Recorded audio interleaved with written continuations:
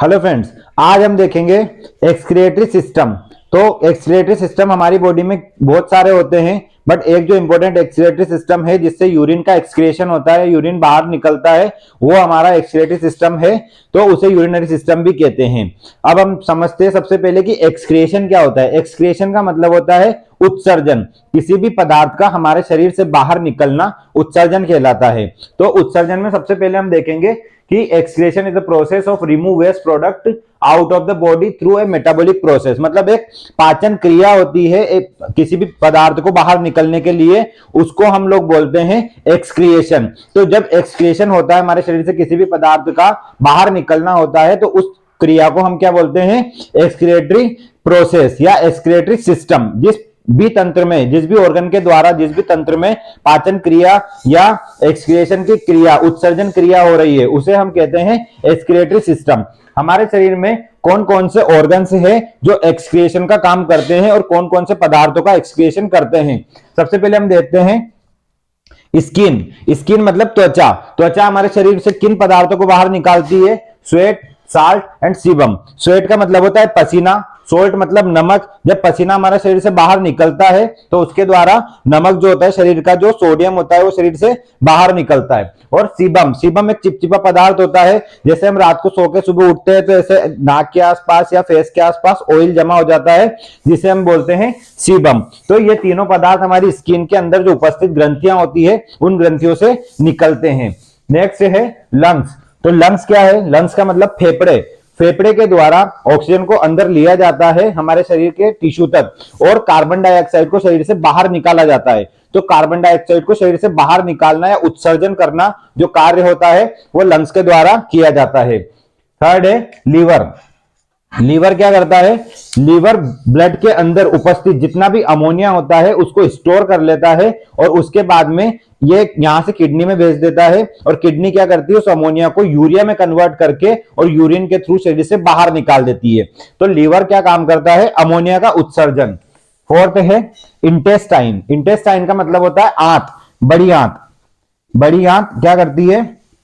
हमारे द्वारा जो भी खाया गया पदार्थ होता है, जो भी हम खाना दिन भर में खाते हैं, उस खाने को मल के द्वारा हमारे शरीर से बाहर निकालने का जो कार्य है, वो इंटेस्टाइन के द्वारा किया जाता है। इंटेस्टाइन सारा फूड वेस्टेज होता है उसको उत्सर्जित करने का कार्य करती है। और लास्ट है किडनी। किडनी का सबसे इंपॉर्टेंट काम होता है यूरिन का उत्सर्जन करना, मतलब मूत्र का उत्सर्जन करना या शरीर से बाहर निकालना। तो ये 5 तरह के ऑर्गन्स होते हैं जो कि अलग अलग सिस्टम में अपना उत्सर्जन का कार्य करते हैं। अब हम सबसे पहले सबसे इंपॉर्टेंट जो जिसके बारे में हम पढ़ना चाहते हैं आज, वो है यूरिनरी सिस्टम। यूरिनरी सिस्टम के द्वारा यूरिन का निर्माण होकर के यूरिन को शरीर से बाहर निकालने की पूरी प्रक्रिया इसके अंदर सम्मिलित है। तो फर्स्ट इसके अंदर हम देखेंगे यूरिनरी सिस्टम के पार्ट्स कौन कौन से हैं। तो यूरिनरी सिस्टम जो होता है हमारा, किडनी, यूरेटर, यूरिनरी ब्लैडर और यूरेथ्रा, इन 4 भागों से मिलकर के बना होता है। तो सबसे पहले हमारे पास क्या है? 2 किडनीज, एक राइट किडनी, एक लेफ्ट किडनी। 2 किडनी होती है। इन किडनीज के अंदर यूरिन का निर्माण होता है। इसके बाद में यूरिन को यूरेटर, ये जो नलियां जा रही है ब्लैक कलर में, इन नलियों के द्वारा हम यूरिन को किडनी के द्वारा ट्रांसपोर्ट करते हैं और नीचे ला करके यूरिनरी ब्लैडर तक पहुंचाते हैं। तो किडनी क्या करती है? किडनी यूरिन का निर्माण करती है, उसके बाद में यूरेटर ट्रांसपोर्ट करके सारे यूरिन को लेकर के यूरिनरी ब्लैडर तक आते हैं। यूरिनरी ब्लैडर सारे यूरिन को कलेक्ट करता है, इकट्ठा करता है। तो यूरिनरी ब्लैडर दिन भर में जब भी यूरिन को कलेक्ट करता है तो इसकी क्षमता फिक्स होती है। तो इसकी कितनी क्षमता होती है? 1500 से लेकर के 2000 ml तक इसकी क्षमता होती है, मतलब 1.5 से लेकर 2 लीटर। इससे ज्यादा यूरिन यूरिनरी ब्लैडर के अंदर, एक वयस्क व्यक्ति के यूरिनरी ब्लैडर के अंदर 1500 से 2000 ml से ज्यादा यूरिन ज्यादा कलेक्ट नहीं हो सकता है। जब यूरिनरी ब्लैडर पूरी तरीके से भर जाता है, तब यहां पर ये जो यूरेटर है, यूरेटर के जो छिद्र होते हैं, इस जगह पर यहां पर क्या होता है? ब्लॉकेज होकर के ये जो इनके केप होते हैं, या इनको बोल सकते हैं इसके ढक्कन होते हैं, ये लग जाते हैं ताकि यहां पर स्टोर्ड यूरिन वापस से रिटर्न ऊपर नहीं जा सके।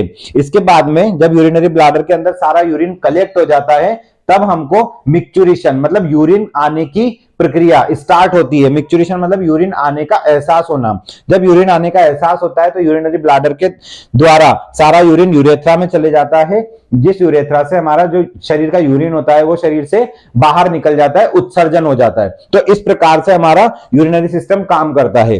किडनी के अंदर यूरिन मतलब दो किडनी होती है, दोनों किडनी के अंदर यूरिन का निर्माण होकर के फिर यूरेटर में यूरिन आता है ट्रांसपोर्टेशन के थ्रू, फिर यूरिनरी ब्लैडर में सारा यूरिन कलेक्ट होता है और यूरेथ्रा के द्वारा शरीर से बाहर निकलता है। इसके अलावा हम देखेंगे दोनों किडनीज को ब्लड सप्लाई करने का जो कार्य होता है वो होता है ये रीनल वेन और रीनल आर्टरी। ये रीनल वेन है जो कि क्या करती है, किडनी को, दोनों किडनीज को ब्लड सप्लाई कर रही है।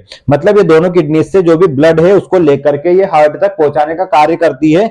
और ये जो ग्रीन कलर में है रीनल आर्टरी, रीनल आर्टरी क्या करती है, दोनों किडनीज से मतलब हार्ट से आने वाले जो भी ब्लड होता है उसको दोनों किडनी में पहुंचाने का काम कौन करता है, रीनल आर्टरी।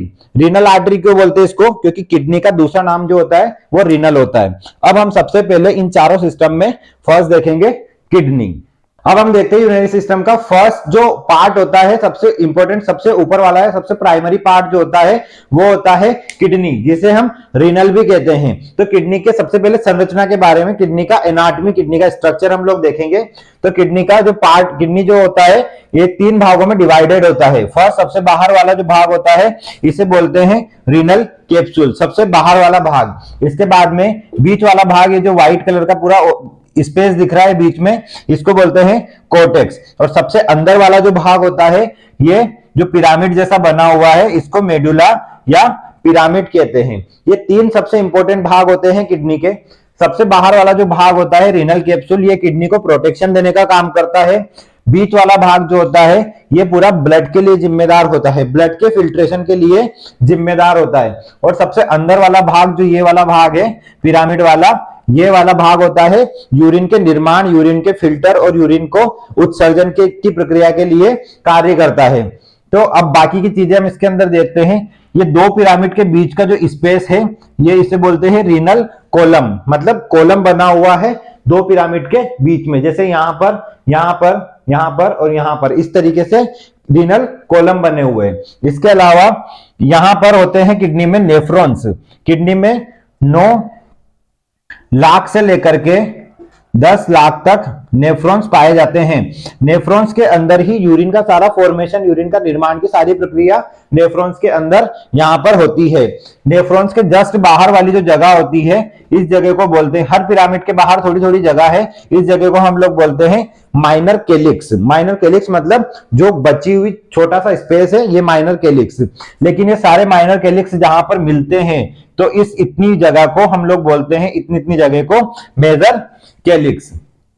मेजर कैलिक्स मतलब ये जो बची हुई जगह है जहां पर ये पूरा हिस्सा है जहां पर ये सारे माइनर कैलिक्स आकर के मिल रहे हैं, इस जगह को हम लोग बोलते हैं मेजर कैलिक्स। इसके बाद में इसका जो पिरामिड का सबसे बाहर वाला भाग होता है, ये वाला हिस्सा, ये इसे हम क्या बोलते हैं, बेस। ये वाला हिस्सा बेस हो गया। इसके बाद में किडनी से यूरिन को लेकर के आने वाली ये नली होती है जिसे हम पहले देख चुके हैं, इसे बोलते हैं यूरेटर। अब इसके अलावा किडनी के अंदर जो ब्लड सप्लाई होती है वो 2 तरह की ब्लड वेसल्स के द्वारा होती है, एक रीनल वेन, एक रीनल आर्टरी। तो रीनल वेन क्या करती है, किडनी के अंदर से जितना भी ब्लड होता है उसको बाहर लेकर जाती है, और रीनल आर्टरी किडनी के अंदर पूरा ब्लड लेकर के आती है। मतलब रीनल वेन किडनी के अंदर जो ब्लड है इसको शुद्ध होने के लिए हार्ट तक लेकर के जाती है, सर्कुलेशन के लिए लेकर के जाने का काम करती है रीनल वेन। लेकिन सर्कुलेशन होने के बाद में जब हार्ट के द्वारा वापस ब्लड सभी ऑर्गन्स में पहुंचाया जाता है तो रीनल आर्टरी के द्वारा जो सारा ब्लड होता है वो किडनी के अंदर आ जाता है। तो इस तरीके से किडनी की संरचना है जिसमें 3 इंपॉर्टेंट भाग, रीनल कैप्सूल, रीनल कोर्टेक्स और मेडुला या पिरामिड होता है। अब किडनी का कुछ बेसिक इंट्रोडक्शन समझते हैं। Kidneys are 2 in numbers. Kidney क्या होती है, संख्या में 2 होती है, जो हमारे पेरिटोनियल कैविटी या एब्डोमिनल कैविटी के दोनों साइड पर लेफ्ट और राइट साइड में पाई जाती है, स्थित होती है। They are bean shaped organs. Bean shape का मतलब होता है सेम के बीच के आकार का। जो राजमा होता है, राजमा के आकार का ऑर्गन का हमारा जो शेप होता है वो होता है हमारा किडनी। तो किडनी का जो शेप होता है वो राजमा या बीन शेप के आकार का होता है। अब इसका कुछ बेसिक्स। तो किडनी का जो लेंथ है, मतलब लंबाई जो किडनी की है, किडनी की लंबाई है 11 सेंटीमीटर, ऊपर से लेकर के नीचे तक का जो पूरी लंबाई है 11 सेंटीमीटर। किडनी का चौड़ाई, मतलब left to right, right to left जो किडनी का चौड़ाई होता है वो होगा 5 सेंटीमीटर, और थिकनेस मतलब किडनी का मोटाई, मोटाई होगा 2 से 3 या लगभग 2.5 सेंटीमीटर के आसपास इसका मोटाई होता है। और प्रत्येक किडनी का वजन, मतलब एक किडनी का भार होगा 135 से लेकर के 150 ग्राम तक एक किडनी, और दूसरी किडनी भी 135 से लेकर 150 ग्राम तक, मतलब दोनों किडनी का वेट मिलाकर के लगभग 300 ग्राम हो जाता है। तो ये किडनी का कुछ बेसिक्स है। इसके बाद में देखते हैं पोजीशन, कहां पर किडनी एग्जैक्टली पोजीशन होती है, कहां पर लोकेटेड होती है। तो किडनी की जो लोकेशन होती है वो बैक ऑफ एब्डोमेन, मतलब हमारा जो एब्डोमिनल कैविटी होता है इसमें सबसे फ्रंट में होता है हमारा स्टमक, और लेफ्ट साइड में, राइट साइड में होता है लीवर, और इनके जस्ट पीछे यहां पर हमारा दोनों साइड पे किडनी उपस्थित होता है। अब जहां पर हमारी किडनी उपस्थित होती है पीछे की ओर से हमारा जो वर्टिब्रा होता है किडनी से कनेक्ट होता है, और आगे की ओर हमारे जो थोरेसिक, ये सॉरी, आगे की ओर से जो हमारी पसलियां होती है, रिप्स होती है, वो भी किडनी के साथ में कनेक्टेड होती है। तो किडनी बिल्कुल कवर होकर के बीच में स्थित होती है। इसके बाद में देखते हैं कि कौन से वर्टिब्रा के लेवल पर हमारी किडनी होती है। तो थोरेसिक वर्टिब्रा 12 से लेकर के लंबर वर्टिब्रा 3 तक, थोरेसिक 12 से लेकर लंबर 3 तक का जो बीच का जो हिस्सा होता है वहां पर हमारी किडनी लोकेटेड या प्रेजेंट होती है। अब हम देखते हैं फंक्शंस, क्या क्या किडनी के फंक्शंस है, इंपॉर्टेंट फंक्शंस जो किडनी के हैं वो। सबसे पहले ये इंपॉर्टेंट फंक्शन जो किडनी का होता है वो यूरिन का निर्माण होता है, फॉर्मेशन ऑफ यूरिन, मतलब यूरिन का निर्माण करना, यूरिन का बनाना, यूरिन को फॉर्म करना। तो यूरिन का प्रोडक्शन या यूरिन का निर्माण करना किडनी का सबसे पहला काम होता है। वो कहाँ होता है, कैसे होता है, वो किडनी का जो फॉर्मेशन, सॉरी यूरिन का जो फॉर्मेशन है किडनी में नेफ्रॉन के अंदर में होता है, और नेफ्रॉन को हम आगे समझते हैं। तो किडनी के अंदर formation of urine first, second है फिल्ट्रेशन ऑफ यूरिन। अब जो यूरिन बना है, जिस यूरिन का निर्माण हुआ है वो यूरिन फिल्टर होगा। फिल्टर क्यों होगा, क्योंकि यूरिन में मैक्सिमम पानी होता है, उसके अलावा बाकी का यूरिक एसिड और यूरिया होता है। अब उसके अलावा और भी जो पदार्थ है जो यूरिन बनाने के लिए दोबारा काम में लगेंगे, उन चीजों का क्या हो जाता है, अवशोषण हो जाता है। तो अवशोषण की प्रक्रिया के दौरान यूरिन फिल्टर होता है। इसके बाद में एक्सक्रिएशन होता है, मतलब यूरिन हमारे शरीर से बाहर निकलता है, एक्सक्रिएशन ऑफ यूरिन। फोर्थ है filtration of blood. Filtration of blood हमने देखा था कि ये जो बीच वाला जो हिस्सा है कोर्टेक्स, इस कोर्टेक्स में जो हमारा ब्लड होता है वो फिल्टर होता है, खून छनने की प्रक्रिया यहां पर संपन्न होती है। फिफ्थ है मेंटेन पीएच ऑफ ब्लड। अब ब्लड का पीएच कैसे मेंटेन करेगा, ब्लड का पीएच मेंटेन करने के लिए इसको क्या करना पड़ेगा, जब किडनी हमारा यूरिन फिल्टर करता है, सारा यूरिन फिल्टर करता है और ब्लड को फिल्टर करता है, तो उस वक्त में क्या होता है, ब्लड जब फिल्टर होता है तो ब्लड के अंदर से हानिकारक पदार्थ बाहर निकल जाते हैं और ब्लड का जो एसिड है वो कम हो जाता है। जब ब्लड का एसिड कम हो जाएगा तो ब्लड की जो एसिडिक वैल्यू है वो भी धीरे धीरे कम हो जाएगी, जिसकी वजह से ब्लड का जो हाइड्रोजन परसेंटेज या पीएच जो है वो नॉर्मल बना रहेगा। इसके बाद है excretion of harmful gases like ammonia and urea. Ammonia हमने देखा था, लीवर क्या करता है, लीवर के अंदर अमोनिया जाकर के स्टोर हो जाता है और लीवर क्या करता है, उस अमोनिया को किडनी में पहुंचा देता है। तो किडनी में जो लीवर से अमोनिया आया है वो अमोनिया यूरिया में कन्वर्ट हो जाएगा, और यूरिया है वो यूरिन के थ्रू हमारे शरीर से बाहर निकल जाता है। तो अमोनिया यूरिया में कन्वर्ट होता है और यूरिया यूरिन में कन्वर्ट होता है, और यूरिन हमारे शरीर से बाहर निकालने का काम कौन करता है, यूरिन। तो इस तरीके से हार्मफुल गैसेस अमोनिया और यूरिया को बाहर निकालने का कार्य करता है। इसके बाद में secretion of renin, erythropoiesis and dihydroxy cholecalciferol. ये 3 हार्मोन्स होते हैं या 3 एंजाइम्स होते हैं जिनका सिक्रेशन मतलब इनका स्त्रावन करना या इनको निकालने का काम जो है वो रीनल या किडनी के द्वारा किया जाता है। फर्स्ट है रेनिन। रेनिन क्या है, रेनिन एक एंजाइम है जो रेनिन एंजियोटेंसिन कन्वर्जन प्रोसेस, जो हमारी बॉडी के अंदर एक बायोकेमिकल प्रोसेस होती है उसके लिए इंपॉर्टेंट होता है। सेकंड है एरिथ्रोपोइसिस। एरिथ्रोपोइसिस हमारे आरबीसी और हीमोग्लोबिन के निर्माण के लिए, मतलब ब्लड के निर्माण के लिए आवश्यक हार्मोन होता है। और थर्ड है डाईहाइड्रोक्सी कोलिकैल्सिफेरॉल, कोलिकैल्सिफेरॉल जो हार्मोन होता है, ये क्या करता है हमारे शरीर में विटामिन D3 का उत्पादन करता है, विटामिन D3 को बढ़ाता है और विटामिन D3 को संश्लेषित भी करता है। तो ये सारे हमारे ब्लड के फंक्शन भी हो गए, ये सारे हमारे किडनी के फंक्शन भी हो गए। अब हम नेक्स्ट देखेंगे किडनी के अंदर जो नेफ्रॉन उपस्थित होते हैं उन नेफ्रॉन्स का क्या कार्य होता है, किस तरह का नेफ्रॉन का शेप होता है, किस तरह का नेफ्रॉन का एनाटॉमी होता है। तो आप उससे पहले पूरे इसका एक स्क्रीनशॉट ले लीजिए। हम देखेंगे यूरिनरी सिस्टम का जो इंपॉर्टेंट भाग होता है किडनी, किडनी के अंदर में नेफ्रॉन्स उपस्थित होते हैं। तो नेफ्रॉन क्या होता है, नेफ्रॉन का क्या कार्य होता है, इसके क्या क्या भाग होते हैं, वो किस तरीके से क्रिया करते हैं। तो सबसे पहले हम समझते हैं इसके चित्र के द्वारा कि नेफ्रॉन क्या होता है। तो ये जो हमारी किडनी होता है, किडनी के अंदर जो पिरामिड होता है, पिरामिड के अंदर में बहुत सारे नेफ्रॉन्स, कितने, लगभग 9 से 10 लाख नेफ्रॉन हमारी किडनी के अंदर पाए जाते हैं। ये नेफ्रॉन की संरचना कुछ इस प्रकार की बनती है, जिसके निम्नलिखित भाग यहाँ पर हमने देख रहे हैं। तो इसका जो पहला भाग होता है, ये जो कैप्सूल वाला जैसा भाग बना हुआ है, इसको बोलते हैं बोमन्स कैप्सूल। बोमन्स कैप्सूल के अंदर में एक छोटी सी संरचना होती है जिसे बोलते हैं ग्लोमेरुलस या ग्लोमेरुलस कैप्सूल। इस ग्लोमेरुलस के अंदर में यूरिन का फिल्ट्रेशन होता है और ब्लड का फिल्ट्रेशन होता है। ये हमारी दो एरोटिल्स होती है, ये है एफरेंट, ये है अफरेंट। ये दोनों क्या करती है, इसके द्वारा जो भी ब्लड होता है वो फिल्टर के लिए ग्लोमेरुलस में आता है और इस नली के द्वारा फिल्टर किया हुआ ब्लड वापस से ग्लोमेरुलस कैप्सूल से बाहर निकल जाता है। तो हमारे नेफ्रॉन का सबसे पहला जो भाग है ये ग्लोमेरुलस कैप्सूल या बोमेन्स कैप्सूल होता है। इसके बाद में जब यहाँ पर हमारा यूरिन फिल्टर हो जाता है, निर्माण होने के बाद में फिल्टर होता है, तो फिल्टर होने के बाद में यूरिन इस नली के द्वारा पूरा आगे बढ़ता है।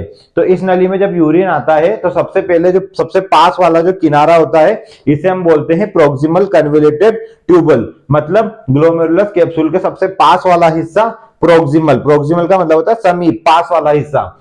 तो यहां से यूरिन होता हुआ निकल करके आता है लूप ऑफ हेनले। ये जो झूले जैसी संरचना दिख रही है इसे बोलते हैं लूप, और इसका जो खोज की थी वो हेनले साइंटिस्ट ने की थी, इसलिए इसको बोलते हैं लूप ऑफ हेनले। हेनले का लूप इसे कहते हैं। जब यहां से यूरिन फिल्टर होकर के इस नली के द्वारा लूप ऑफ हेनले तक आता है तो इस नली में कुछ चीजें अवशोषित हो जाती है, एब्जॉर्ब हो जाती है। तो वो चीजें क्या क्या रहती है, जैसे पानी और कुछ कार्बनिक यौगिक जैसे यूरिया, सोल्ट वगैरह। तो ये सब चीजें इसके अंदर में फिल्टर हो जाती है, कुछ चीजें इसके अंदर में अवशोषित होकर के रह जाती है। इसके बाद में जब लूप ऑफ हेनले से ब्लड यूरिन आगे निकलता है तो वो आता है डिस्टल कन्वोल्यूटेड ट्यूबुल में, मतलब अब इस वाले हिस्से में आएगा। यहां पर आने के बाद में इस वाले हिस्से से यूरिन आगे बढ़ता है और आगे बढ़ता हुआ इस नली के आखिरी सिरे पर, जिसे हम बोलते हैं कलेक्टिंग डक्ट या संग्राहक नलिका, जिसमें सारा यूरिन कलेक्ट होता है। तो इस तरीके से जो नेफ्रॉन होता है उसके दो हिस्से होते हैं, एक होता है कैप्सूल और एक होती है ये नलिका। इस नली के अंदर में 4 भाग होते हैं, proximal convoluted tubule, loop of Henle, distal convoluted tubule और कलेक्टिंग डक्ट। इस तरीके से 4 हिस्सों में इस नली को बांटा गया है। जब यूरिन यहां से फिल्टर होकर के आता है तो सबसे पहले यहां पर आएगा, उसके बाद धीरे धीरे इस नली में आगे बढ़ेगा, फिर डिस्टल कन्वोल्यूटेड ट्यूबुल से होता हुआ कलेक्टिंग डक्ट में आएगा, जहां से यूरिन हमारे शरीर से बाहर निकलने की प्रक्रिया संपन्न होती है। तो इस तरीके से हमारा जो नेफ्रॉन है समझ सकते हैं। अब नेफ्रॉन क्या है, nephron is an internal structure of kidney. Nephron हमारी किडनी का सबसे इंटरनल स्ट्रक्चर होता है, किडनी के सबसे अंदर वाले भाग में स्थित होता है। It present with in the medulla और पिरामिड। ये कहां पर होता है नेफ्रॉन, मेडुला और पिरामिड, मतलब ये वाली जगह। अब इसमें ये जो बीच वाली जो जगह हमको दिख रही है, इस वाली जगह को हम क्या बोलते हैं, लूप ऑफ हेनले।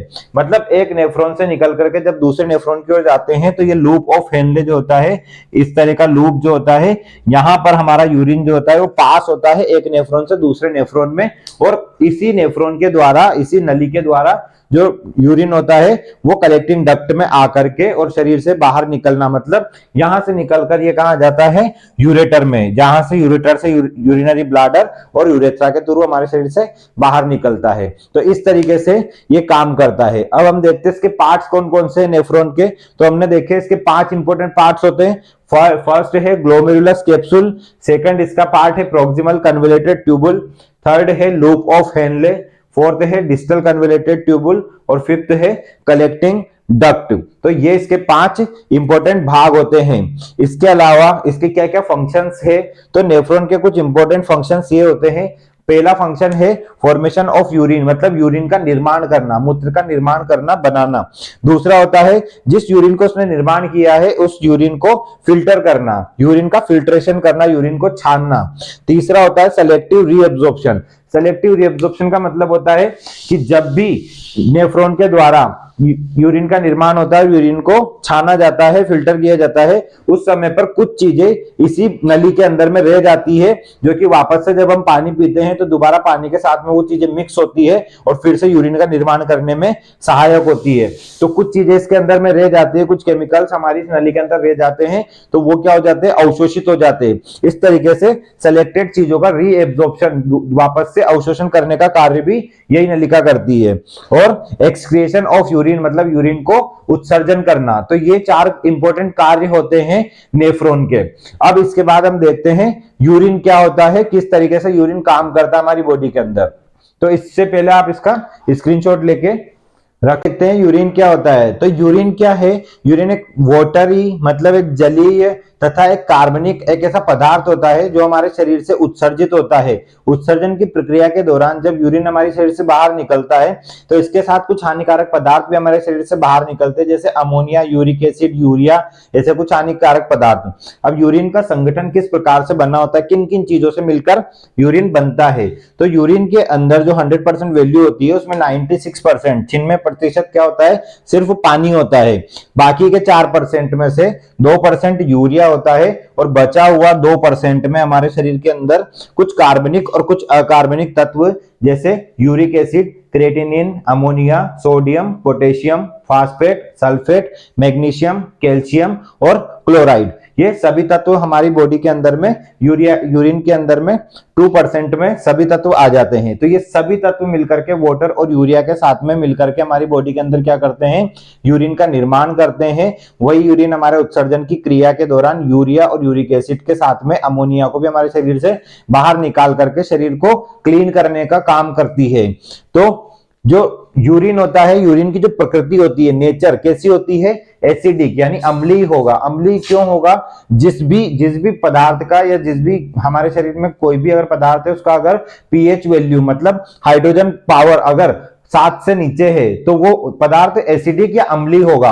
तो जो यूरिन का नेचर होता है वो एसिडिक क्यों होगा, क्योंकि यूरिन का जो पीएच है वो 5 से लेकर 8 तक होता है। अब नॉर्मल जो यूरिन का पीएच है वो 4 से लेकर के 7 तक होगा, लेकिन जब हमारे शरीर में यूरिन की मात्रा ज्यादा होगी, जब उत्सर्जित यूरिन हमारे शरीर में ज्यादा इकट्ठा होगा, तो ऐसे समय पर उसकी सांद्रता, उसकी जो पीएच वैल्यू है वो बढ़ जाती है, इसलिए 8 तक वो पहुंच जाती है। बट उसका जो नॉर्मल वैल्यू है वो है 4 से लेकर के 7 में, तो इसलिए इसे एसिडिक नेचर कहा जाता है। इसके अलावा स्पेसिफिक इसका रहता है 1.003 से लेकर के 1.030 तक, इतना इसका स्पेसिफिक ग्रेविटी होता है। यूरिन का कलर येलो होता है, यूरिन का जो कलर होता है वो येलो होता है, और इसके अंदर जो स्मेल होती है वो प्रेजेंट होती है, इसकी गंध भी प्रेजेंट होती है। और इसका जो येलो कलर होता है वो येलो कलर क्यों होता है, किस कारण से होता है, तो क्रोमिनिन नामक एक पदार्थ होता है जिसकी वजह से इसका जो कलर होता है वो येलो होता है। इसकी एक्सक्रिएशन वैल्यू 1500 ml, मतलब प्रतिदिन में एक व्यक्ति 1500 ml के आसपास लगभग एक बार में जब कलेक्ट हो जाता है, पूरा यूरिनरी ब्लैडर भर जाता है, तो एक बार में 1500 ml यूरिन हमारे शरीर से उत्सर्जित किया जा सकता है। अब प्रतिदिन में हर 24 घंटे में प्रत्येक उम्र वर्ग के लोगों के द्वारा उत्सर्जित यूरिन की कितना वैल्यू होता है उसको समझते हैं। एक न्यूबॉर्न, एक नवजात शिशु जब बच्चे पैदा होता है, 1 महीने तक का बच्चा 30 से लेकर के 60 ml यूरिन उत्सर्जित कर सकता है। 1 ईयर का जो बच्चा होता है वो 400 से लेकर के 500 ml तक यूरिन उत्सर्जित करता है। 1 से लेकर के 3 साल तक के बच्चे 500 से 600 ml यूरिन उत्सर्जित करते हैं। 3 से लेकर 5 साल तक के बच्चे 600 से लेकर 700 ml यूरिन उत्सर्जित करते हैं। 5 से 8 साल के बच्चे 700 से 1000 ml यूरिन उत्सर्जित करते हैं और 8 से 14 साल के बच्चे 1000 से लेकर के 1400 ml यूरिन उत्सर्जित करते हैं। और उम्र जब बढ़ती है तो धीरे धीरे जब युवावस्था होती है, अडल्टहुड होता है, तो एक वयस्क व्यक्ति 1200 से 1500 ml यूरिन प्रति 24 घंटे में उत्सर्जित करता है। अब उत्सर्जन को प्रभावित करने वाले क्या कारक होंगे, कौन सी वस्तु ऐसी होगी, कौन से कारण ऐसे होंगे जिसकी वजह से उत्सर्जन की जो ये वैल्यू है ये ऊपर नीचे हो सकती है। तो सबसे बड़ा जो रीजन होता है वो होता है हमारा खाना, जो भी हम खा रहे हैं वो चीज खाने के साथ साथ में अगर वो पाचन क्रिया संपन्न अच्छे से नहीं हो पाती है तो उसके साथ में यूरिन जो रहता है वो थोड़ा सा कम होता है। एक्सरसाइज करने के दौरान या कोई भी शारीरिक गतिविधि करने के दौरान यूरिन का जो फ्लो होता है, मतलब उत्सर्जन की दर जो रहती है वो कम हो जाती है। जब बॉडी के अंदर में शुगर की मात्रा बढ़ जाती है, ग्लूकोज का लेवल बढ़ जाता है, तो ऐसे समय पर यूरिन का जो उत्सर्जन है वो सामान्य से अधिक हो जाता है। तो कुछ कारक ऐसे होते हैं जो यूरिन की मात्रा को कम करते हैं, कुछ ऐसे कारक होते हैं जो यूरिन के उत्सर्जन को बढ़ा देते हैं। तो इस प्रकार से हम समझ सकते हैं कि यूरिन क्या होता है। हम देखते हैं यूरिनरी सिस्टम के बचे हुए जो बाकी के पार्ट्स होते हैं किडनी के अलावा, यूरेटर, यूरिनरी ब्लैडर और यूरेथ्रा। तो यूरेटर क्या होता है, सबसे पहले यूरेटर को समझते हैं। किडनी से यूरिन को लेकर के यूरिनरी ब्लैडर तक लाने वाली जो नलिका होती है जिसे हम कहते हैं मूत्र नलिका, ये यूरिन को किडनी से लेकर के ब्लैडर तक लेकर आती है, तो इनको हम कहते हैं यूरेटर या मूत्र नलिका। ये नलियां कम से कम 10 से 12 सेंटीमीटर लंबी होती है, मतलब इनकी जो लंबाई होती है वो 10 से 12 सेंटीमीटर तक होती है। ये क्या होती है, दोनों साइड पे, मतलब हमारी दो यूरेटर होते हैं, एक ये और एक ये, जो एक लेफ्ट किडनी से कनेक्ट रहता है, एक राइट किडनी से कनेक्ट रहता है। दोनों किडनी से एक एक यूरेटर होते हैं जो कि यूरिन को लेकर के ब्लैडर तक आते हैं। वो ureter emptied small amount of urine in bladder in every 10 to 15 second, मतलब हर 10 से 15 सेकंड में जो यूरेटर है ये यूरिन को एम्प्टी करते, खाली करते काय के अंदर में, यूरिनरी ब्लैडर के अंदर में। अब यूरिनरी ब्लैडर क्या होता है इसको समझते हैं। यूरिनरी ब्लैडर को मूत्राशय भी कहते हैं। यूरिनरी ब्लैडर के अंदर में क्या होता है, किडनी से आने वाला सारा यूरिन इसके अंदर कलेक्ट होता है। इसकी कैपेसिटी 1500 ml से लेकर के 2000 ml तक की होती है। एक वयस्क व्यक्ति के अंदर 400 से लेकर के 500 ml यूरिन जब इकट्ठा होता है यूरिनरी ब्लैडर में, तो ऐसे समय पर उसको यूरिन करने की इच्छा होती है, जिसे हम बोलते हैं अर्ज टू यूरिनेशन, या जब यूरिन करने की इच्छा होती है और यूरिन बाहर निकलने की कोशिश कर रहा होता है, उस प्रोसेस को हम बोलते हैं मिक्चुरेशन। जब हम यूरिन को बाहर निकालते हैं उसे हम बोलते हैं यूरिनेशन। तो इस प्रकार से यूरिनरी ब्लैडर काम करता है। यूरिनरी ब्लैडर में जितना भी यूरिन कलेक्ट होता है वो जब बाहर निकलता है तो वो मूत्र मार्ग से या यूरेथ्रा के द्वारा बाहर निकलता है। यूरेथ्रा जो होता है, यूरेथ्रा हमारे शरीर में एक यूरेथ्रा होता है जो कि क्या करता है, यूरिन को पूरा हमारे शरीर से बाहर, एक्सटर्नल एनवायरनमेंट में, बाहरी वातावरण में शरीर से बाहर निकाल देता है। यूरेथ्रा हमारे शरीर में अलग अलग होता है, मेल में 20 सेंटीमीटर और फीमेल में 4 सेंटीमीटर। तो ये कुछ इनके बारे में है बेसिक्स। बट सबसे इंपॉर्टेंट भाग जो होता है, जो सबसे ज्यादा एग्जाम में पूछा जाता है, वो है किडनी। तो किडनी और यूरिन और नेफ्रॉन को थोड़ा सा इंपॉर्टेंस देकर के उसको अच्छे से समझने की कोशिश करें। आई होप आपको वीडियो अच्छा लगा होगा, समझ में अच्छे से आया होगा। आगे हम यूरिनरी सिस्टम से जुड़े हुए जो भी डिसीज है उनको डिस्कस करेंगे और डिटेल में भी पढ़ने की कोशिश करेंगे, और बाकी के सिस्टम्स के बारे में देखते रहिए। हमारा चैनल सब्सक्राइब करें, वीडियो को लाइक करें।